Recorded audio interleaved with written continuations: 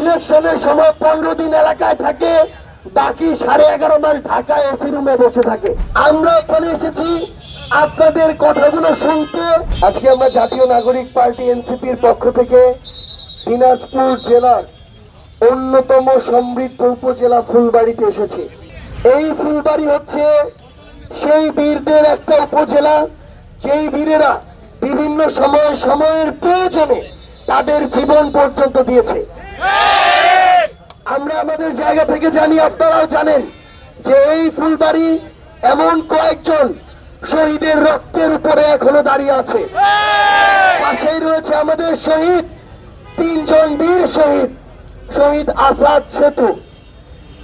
একইভাবে এই অভ্যুত্থানের কথা যদি আমরা চিন্তা করি, তাহলে দিনাজপুর জেলা শহরের কথা বাদ দিলে এই দিনাজপুর জেলায় যে 13টি উপজেলা রয়েছে, তার মধ্যে উপজেলা হিসেবে সবচেয়ে তীব্র আন্দোলন হয়েছে এই ফুলবাড়ি উপজেলা। আমরা জাতীয় নাগরিক পার্টি এনসিপির পক্ষ থেকে আজকে এখানে কোনো জনসভা করতে আসিনি। আমরা এখানে এসেছি আপনাদের কথাগুলো শুনতে, মাঠে এসে আপনাদের কি সমস্যা, কোথায় কি চলছে, এই বিষয়গুলো জানতে। আমরা যখন মাঠে যাব, তখন মাঠের আসল কি অবস্থা, জনগণ কি চায়, সেই বিষয়টা আমরা জানতে পারবো।